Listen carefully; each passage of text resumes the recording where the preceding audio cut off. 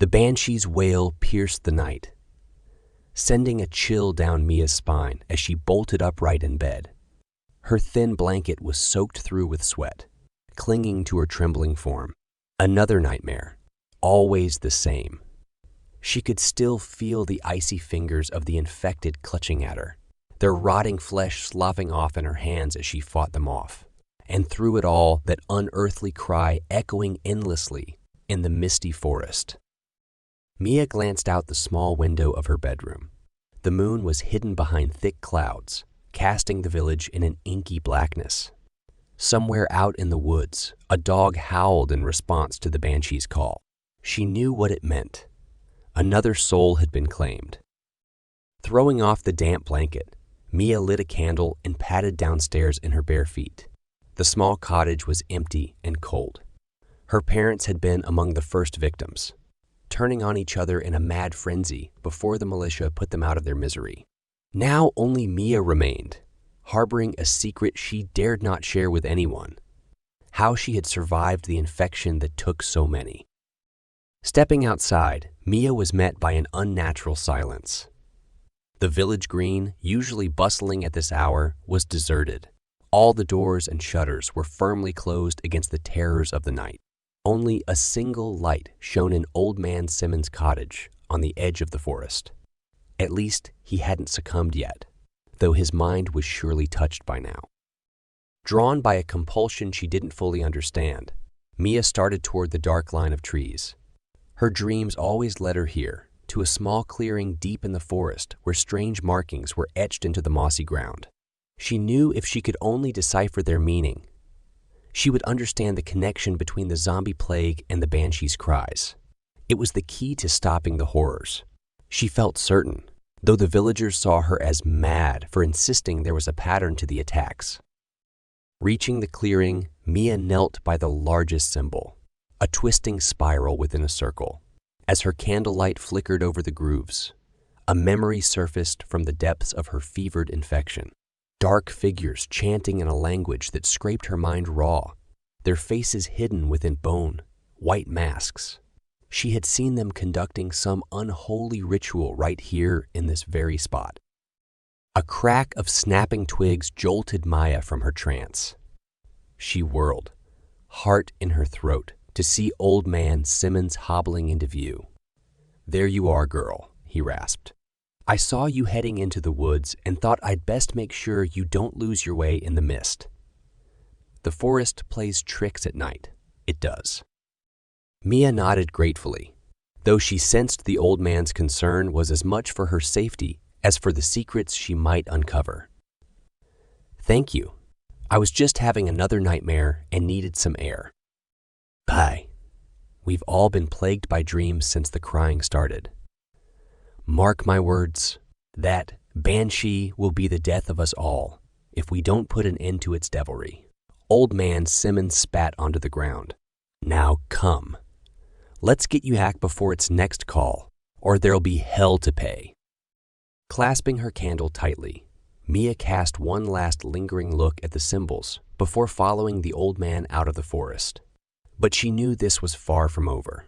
The answers were out here, and she would not stop until she found them, no matter the cost.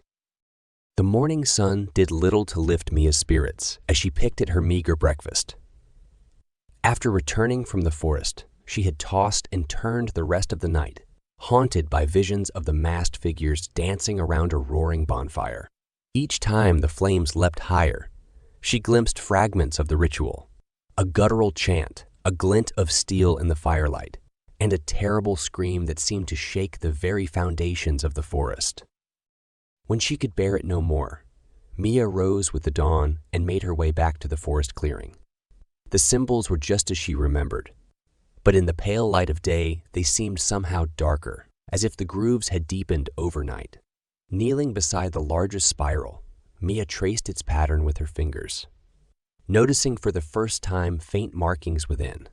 It appeared to be writing in an unfamiliar script, the letters twisting in on themselves at unnatural angles. A shiver ran through her that had nothing to do with the morning chill. As Mia studied the symbols intently, Snippets of the ritual from her dreams began replaying in her mind's eye with startling clarity. She watched in horror as the figures dragged a struggling victim toward the fire, their muffled screams growing louder as a robed man stepped forward with a glinting blade. A flash of insight struck Mia. These were no ordinary dreams or nightmares. She was witnessing real events, glimpsing fragments of rituals that had actually taken place right here, in this very spot. Heart pounding, Mia scanned the surrounding trees for any sign she might have missed.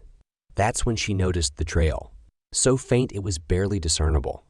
A few broken ferns and scuffed earth leading deeper into the forest. Gripped by a morbid curiosity, she followed it stealthily, careful not to leave any trace of her passage. The trail wound on for what seemed like miles, though it could not have been more than a few hundred yards.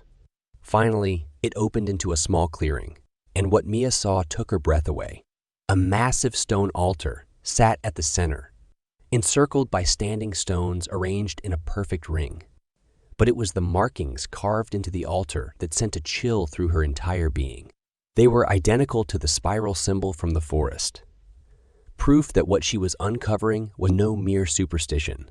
This was the lair of whoever or whatever was behind the zombie plague and the banshee's cries. Mia's mind raced as she pieced together what must have been happening.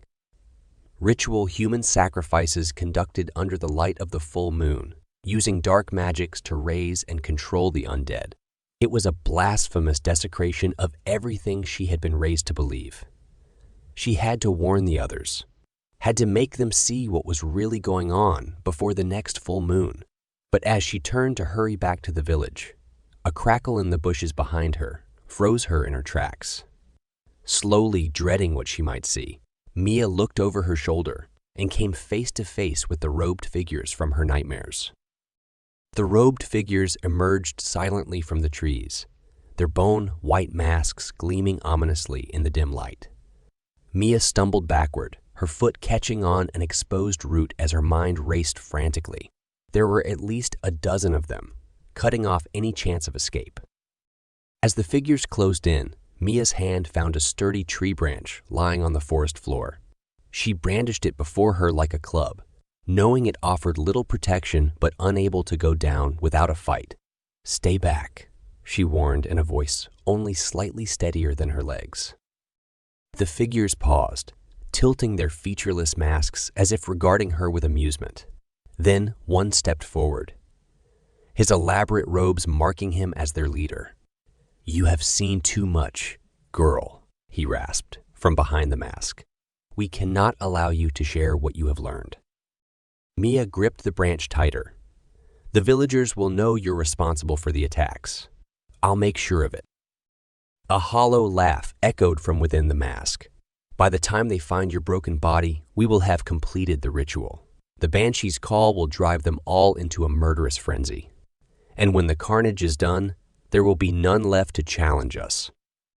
He gestured, and two robed figures surged at Mia from either side. She swung the branch wildly, connecting with a sickening crunch against one attacker's mask, but the other grabbed her arm in an iron grip. Mia struggled desperately as they began dragging her toward the stone altar. In a last bid for freedom, she dropped her weight suddenly, catching them off guard. As they stumbled, Mia wrenched free and bolted for the trees as fast as her legs could carry her. The sounds of pursuit were instantly upon her, but sheer terror lent her speed. Bursting from the forest edge, Mia saw with relief that she was only a short distance from the village. She could make it.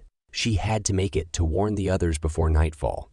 But as she raced across the open field, a dark shape rose up directly ahead to bar her path. It was Old Man Simmons, but something was horribly wrong. His eyes were glazed and lifeless, skin ashen gray. A guttural snarl escaped his open jaws as he lurched toward Mia, arms outstretched. She skidded to a halt, horror flooding through her. No, it couldn't be. Before Mia could react, hands seized her from behind and a foul-smelling rag was pressed over her mouth and nose. She struggled, kicking out at empty air, but the chemicals took effect quickly. As her vision faded, she saw Old Man Simmons close in for the kill, and beyond him, the village green was empty and silent. Her last thought before darkness claimed her was that she had failed them all. Mia awoke with a start to find herself bound hand and foot upon the cold stone altar. Night had fallen, and above the clearing the full moon shone down like a giant eye, peering into the world of men. The robed figures milled about, making final preparations by the light of flaming braziers. As awareness returned, Mia remembered with crushing despair all that had transpired. She renewed her struggles against the ropes, to no avail. The cultist's leader approached, long knife glinting in his grasp. "It is time to complete the ritual," he intoned. "And with your sacrifice, our power over the walking dead will be absolute." He raised the knife high. Mia screamed, summoning her last reserves of strength in a final bid for survival. And far away in the misty forest, the banshee's terrible cry rang out once more. What do you think happens next? Drop your ideas in the comments. I'll pick the coolest one to continue our story. I remember the first time I felt it. A tingling sensation in my fingertips, like static from a TV screen. It was subtle, easy to dismiss as a quirk of my body. But it wasn't. It was the beginning of the end. My name is Annie, and this is the story of how I became something else. The news had been buzzing with reports of a new disease, but like everyone else, I never thought it would touch me. I was just a teenager, more worried about exams and friends than some distant health scare. But then the symptoms started. Fatigue that clung to my bones, a constant chill, and an unshakable feeling of dread.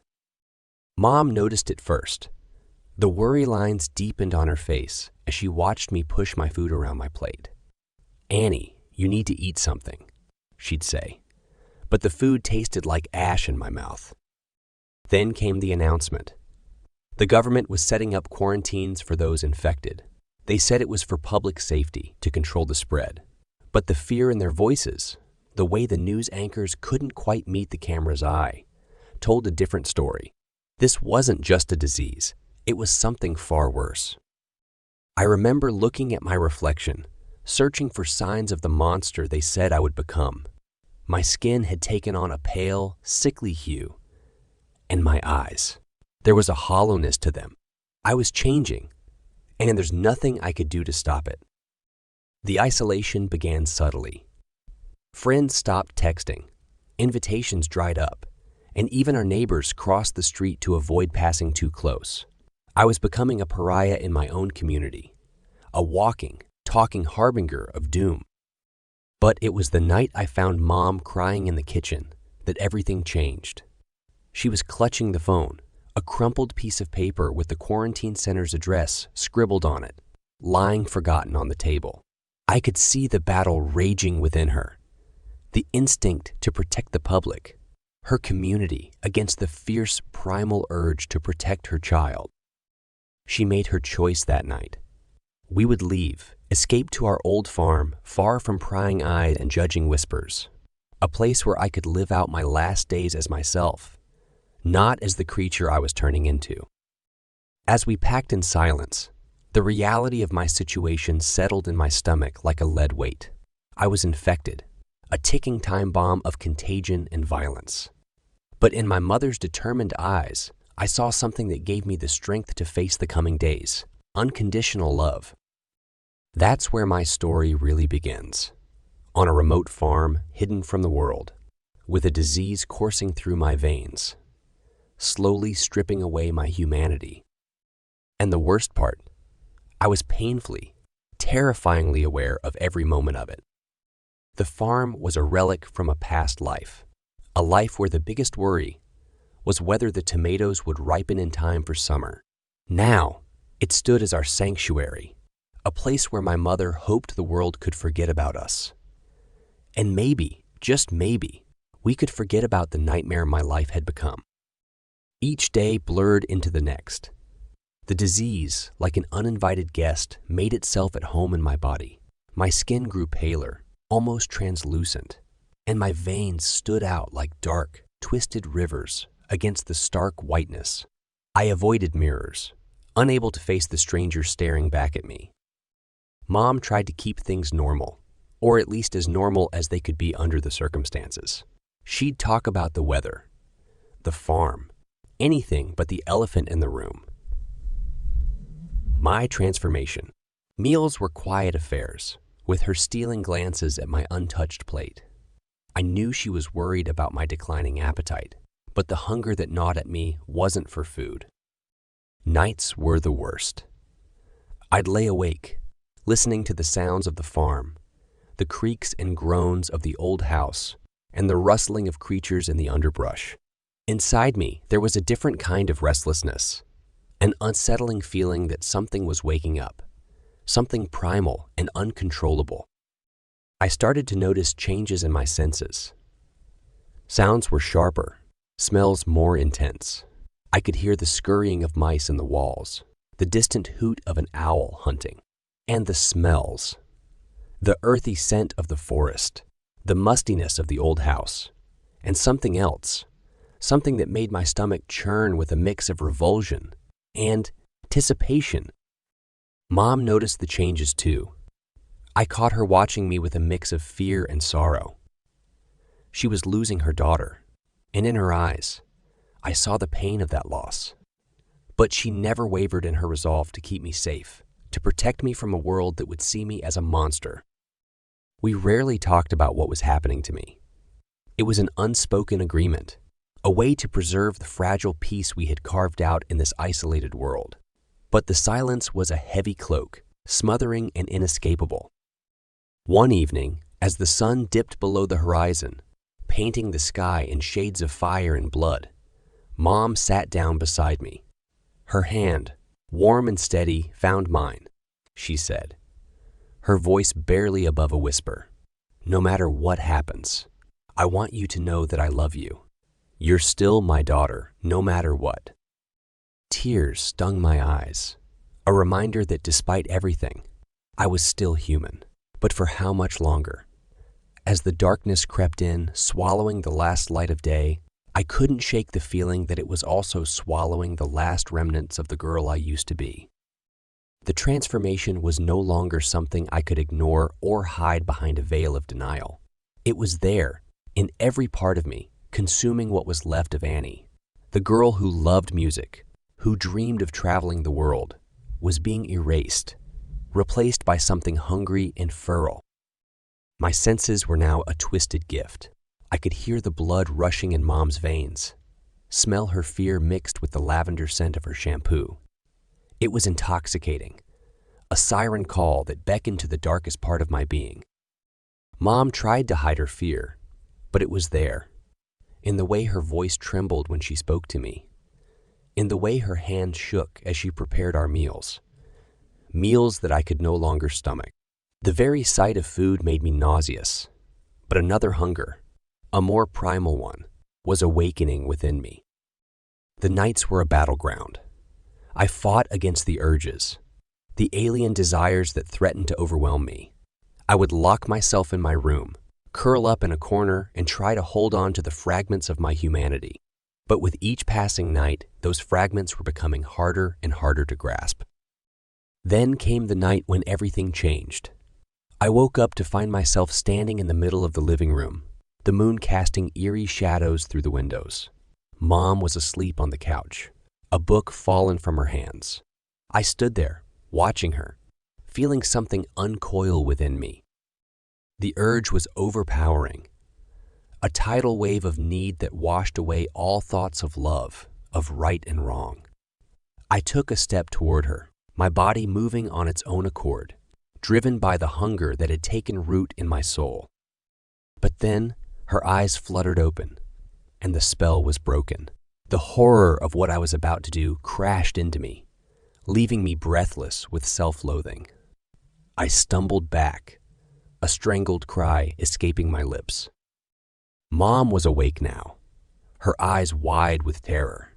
"Annie," she whispered, her voice a mix of fear and confusion.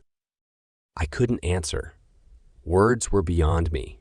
All I could do was run, flee into the night, away from the woman who had given me life, who I'd almost...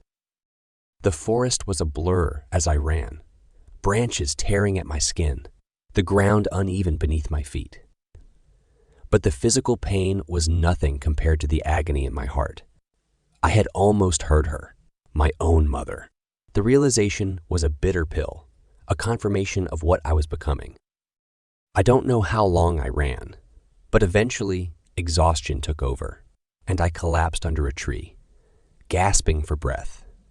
As I lay there, staring up at the stars, a single thought echoed in my mind. I was a monster, and there was no going back. The night I ran from the house, something inside me broke.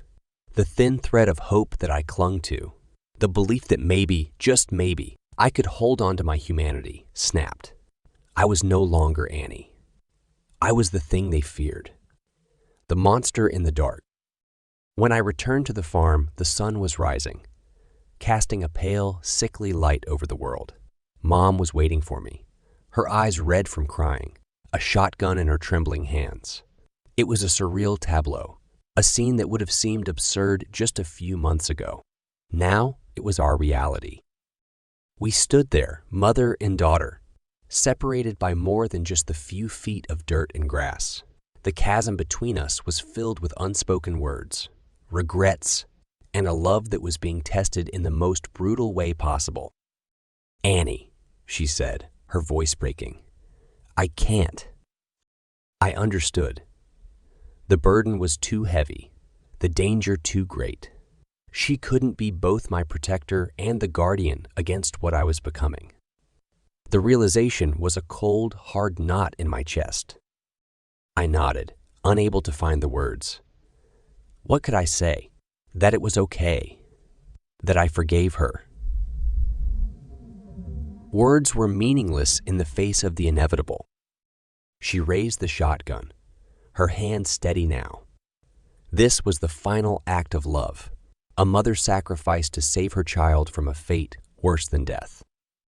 But as she took aim, something stirred in the woods. We both froze, turning towards the sound. Figures emerged. People, but not like any we had seen before. They were like me, transformed, lost to the disease. In that moment, the world shifted. The choice was no longer just about me. It was about survival, about facing a new, terrifying reality. Mom lowered the shotgun, her eyes meeting mine. There was a new resolve in her gaze, a fierce determination. We were no longer just mother and daughter. We were survivors, allies in a world that had turned against us. The story doesn't end with a bang or a whisper, but with a question. What happens when the world you know crumbles? When the line between human and monster blurs? I don't have the answers. All I have are the moments, the memories of who I was, and the uncertain path that lies ahead. What do you think happens next? Drop your ideas in the comments. I'll pick the coolest one to continue our story. The forest was eerily still as the survivors picked their way through the overgrown brush. Alex led the group cautiously, torch held high to pierce the gloom beneath the dense canopy. Behind him, Jenna clutched his arm, eyes wide as she scanned the shadows. The others followed in tense silence, weapons gripped tight. They had been on the move for weeks since the outbreak, scavenging what they could from abandoned towns. But supplies were dwindling, and the roaming hordes of infected grew bolder each night. When Alex spotted an ancient stone structure looming through the trees, he dared hope it might offer refuge and clues to ending the plague. Now, as they neared the crumbling walls, an oppressive aura seemed to emanate from the crypt. Moss and vines crawled over weathered stones, and cracks in the arched entrance gaped like a skull's jaws. Alex hesitated, then steeled himself and led the group inside. The damp air was heavy with the scent of decay. Their footsteps echoed as they picked their way down a sloping passage, the flickering torch casting shadows that seemed to writhe on the walls. Strange symbols were etched into the stone, but the designs made no sense, shifting queerly in the uncertain light. "What is this place?" Jenna whispered, her breath frosting in the chill. Alex shook his head, troubled by the markings. They twisted in his mind like a nightmare just out of reach. Deeper they went, finding artifacts and bones that hinted at rituals long forgotten. Dread grew in Alex's heart. This was no refuge. Something sinister lurked in the crypt's past. A rumble shook dust from the ceiling, and the group froze in panic. But as the echoes faded, another sound reached them, the moan of infected outside, drawn by their intrusion. "We have to keep going. There must be a way out," Alex said urgently. But as they hurried on, another tremor shook loose stones that came crashing down, cutting him off from the others in a swirling cloud of debris. Coughing, he waved his torch feebly, calling for Jenna and the survivors. Only silence answered his cries. Alone in the darkness, Alex felt fear claw at his insides like a living thing. But he steeled his resolve, knowing he must find a way to rejoin the group if any were to survive this cursed place. Clutching his torch, he turned and ventured deeper, following the only path remaining, into the crypt's twisting depths. The flickering torch barely pierced the inky blackness, pressing in on Alex from all sides. He moved swiftly yet cautiously down the winding tunnel, every sense straining for any sign of the others or approaching threats. Soon, the passage opened into a larger chamber. Alex swept the light across rough-hewn walls, covered in more of the strange symbols. But here, something was different. The designs were clearer, arranged in patterns that tugged at his mind, as if some meaning struggled to emerge from the depths of his memory.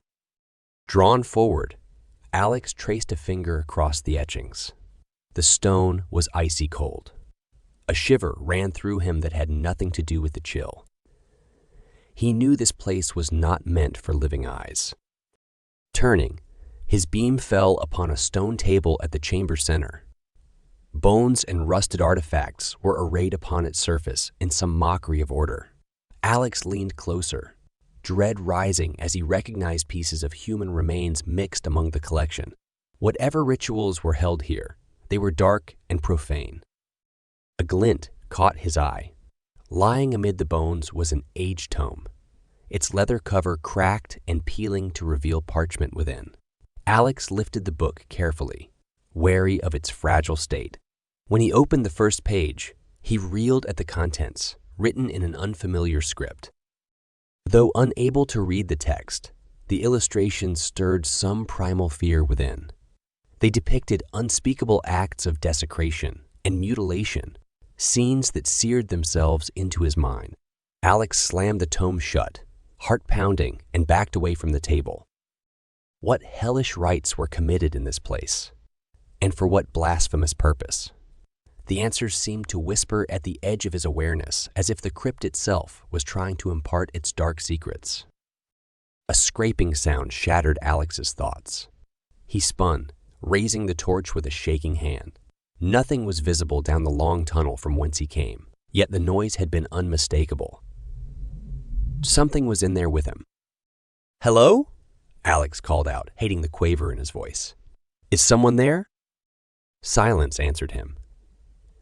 He took a step backward, then another, never taking his eyes off the black maw of the passageway. Another scrape, louder this time, echoed down the stone corridor. Alex broke into a run, the flickering light casting his racing shadow ahead like a portent of doom. Behind him, he heard it, a dragging, shuffling gait that was all too familiar from nights spent hiding from the infected. But this was heavier, the footfalls uneven and wet.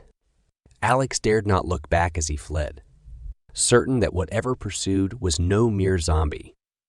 The tunnel branched ahead. Alex skidded to a halt, casting about in panic. His torch illuminated twisting paths leading deeper into the crypt, as well as the one he had come from.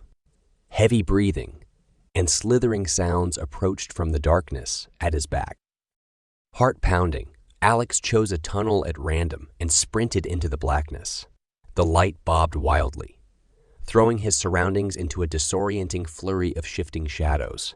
He ran blindly, the noises behind growing louder, closer. His lungs burned for air. A dead end loomed.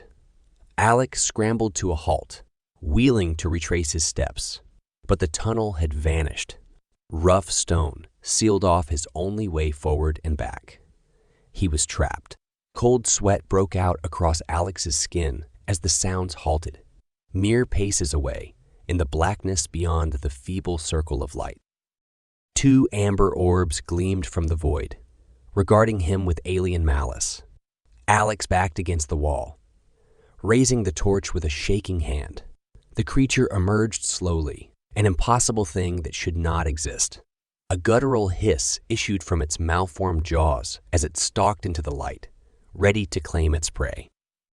Alex stood frozen, the flickering torch held before him like a feeble shield against the horror. The creature's misshapen body was an abomination of flesh and bone, stitched together from the remains of countless victims. Its limbs bent at unnatural angles, ending in talons that scraped against the stone floor. But it was the face that gripped Alex with deepest terror. Parts of skulls had been grafted together in a mockery of humanity. The eyes of long-dead men and women staring from sunken sockets. When it opened its jaws, rows of teeth glinted hungrily within. For a moment, they regarded each other in the trembling circle of light. Then the creature lunged with shocking speed. Alex threw himself to the side as claws slashed where he had stood. Rolling to his feet, he swung the torch wildly to keep the monster at bay. It feinted left and right, testing his defenses. Alex knew he could not withstand its assault indefinitely. His mind raced as he searched for any weakness to exploit. That's when he noticed faded symbols etched into the wall behind the creature. The patterns tugged at his memory once more. An idea came to him, a desperate gamble. As the monster charged again, Alex dodged and slammed the torch against the stone. It shattered, plunging the tunnel into absolute darkness. He held his breath, every sense straining to track the creature by sound alone. A scraping came from directly ahead. Alex lunged sideways, just as talons slashed through empty air. He scrambled along the wall, fingers tracing the symbols through long practice. There. Alex shoved with all his strength. Loose stones gave way under his assault, raining down with thunderous crashes. A bestial shriek pierced the darkness as the creature was buried under the collapse. For a long moment, only settling dust filled the black air. When silence fell once more, Alex fumbled for the small emergency lighter he kept in his pocket. Its flickering flame revealed a pile of rubble sealing off the tunnel.